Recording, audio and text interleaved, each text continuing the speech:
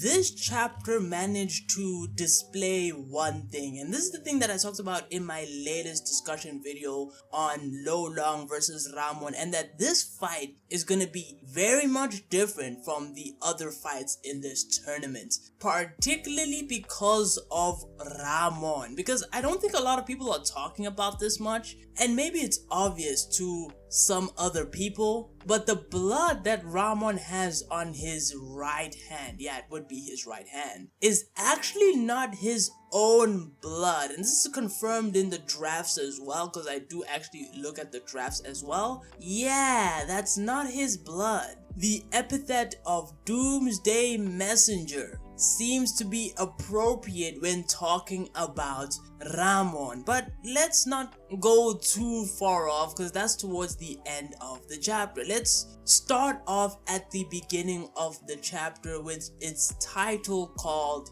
Evil, and it's going to be very important, particularly for Ramon. And it starts off in the Boyo group mansion. This seems to be where the head of the Boyo group, which is Sakigake's father or biological father, let me say that, this seems to be where he is based at. And Sakigake is discussing his entry into the tournament. And the Dawn of the Boyo group, which is basically, I'm calling him the leader, it doesn't really matter, says that he doesn't actually need Sakigake to win the entire tournament, but to take out a particular individual within that tournament, which of course we now know is Ramon. But Sakigake, he wants to know why he has to do this, or at least he's putting on airs to actually ask that question. And long story short, because I do not know how relevant this is gonna be to the overall plot of Kengan Omega, to be honest, but it seems like the Boyo group are trying to instigate a war against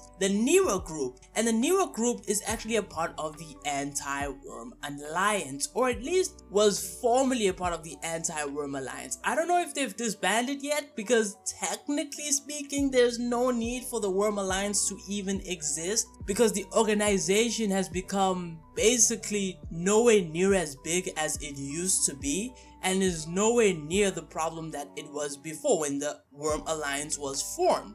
But long story short, the Dawn of the Boyo group, there's some territory disputes of some sorts happening between them and the Niwa group, and so what he really wants to do is start some beef, which we heard about in Sakigake's own flashback and the police that were basically investigating this, while also getting Sakigake to take down one of their bigger fighters, their champion, which is Ramon. And to be honest, I don't know how I feel about the Dawn of the Boyo group sending what is, I'm assuming, yeah, because Sakigake is supposed to be basically the biological son of the Dawn of the Boyo group, and the fact that he is sending him to quite possibly his own death, oh my goodness, I don't know about that. Either way, Sakigake is doing it. And so we leave the flashback to go to Ramon versus Sakigake, with Sakigake asking Ramon, or at least getting Ramon's attention, to fight him one-on-one or challenge him to a duel directly. And Ramon, he sort of appreciates the fact that Sakigake didn't sneak attack him. Of course, Sakigake didn't do that because that's not a part of his fighting philosophy, you know, the whole beautiful thing. And I have to say, like, in this scene, you can kind of tell Ramon has just that aura about him. Like, even before Sakigake gets his attention, there's that moment where it's like he actually has like some aura coming out of him. He even, you know, questions Sakigake. He's like, look, you've already lost once before. Are you sure you want to take another L? 2 L's in one day?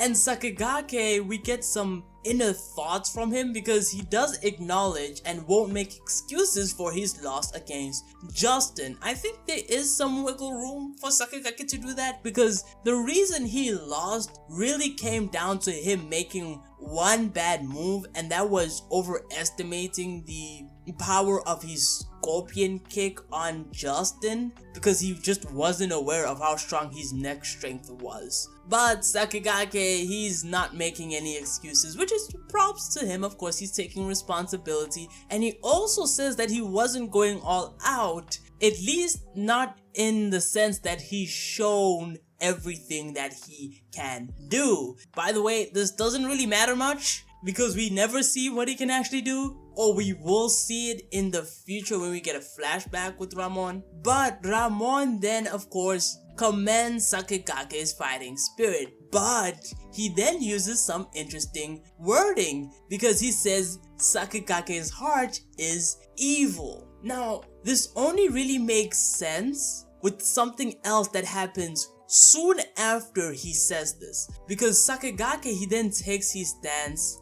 while Ramon is talking about, wielding martial arts to fulfill your base desires is not exactly a good thing, and he's sort of condemning, Sakigake for that attitude. He says it's unacceptable basically, and that he's going to make his death painful for it. Again, a very extreme reaction to this. But while he's saying this, he takes a very interesting stance. And this stance, a lot of people have noticed, of course, that this stance looks like a Koya's stance, where he's using, the shield, the police shield, as well as the police thingy that they have. I don't even know what it's actually called. But it's slightly different for Ramon because it might be that he seems like he's holding a spear, maybe. So we're mixing in some of that Yumigahara, although this is what a lot of people say. I lean towards the Akoya martial arts angle, even though before I said he was probably going to have Taekwondo, he clearly doesn't have that. That's not a Taekwondo stance.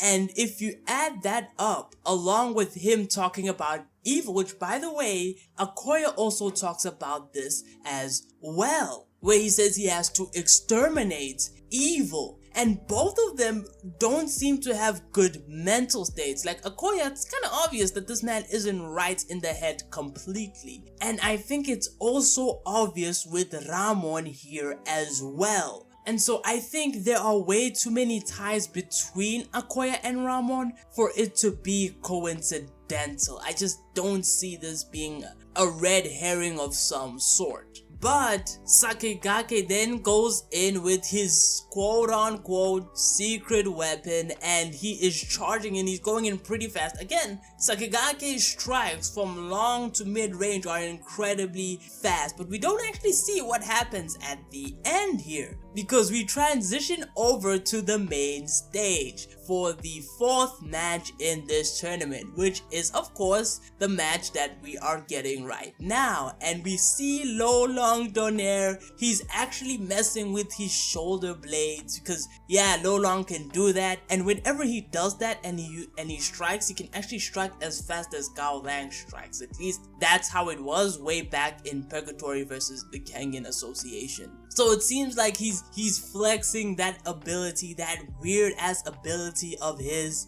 And yeah, my stocks are all in on Lolong here. Like, look, he is the only real king in this tournament. And maybe I'll talk more about this later, but hey, for now, we have Lolong getting on stage, and of course, Yamashita is sort of like, yeah, he looks, dignified in this fight, to a certain extent, which is a bit weird of a thing to say, but hey. We then have Ramon enter the stage next, and this is where everyone is, sort of shocked. Like, Yamashita is shocked, and the announcer is shocked as well, because there is blood running through the right side of Ramon's hand. And as I said at the beginning of the video, this is not Ramon's blood. This is Sakigake's blood, because we actually see the state that he is in after this, and there's a lot of blood coming out from Sakigake. Like, he sustained a lot of damage in his fight,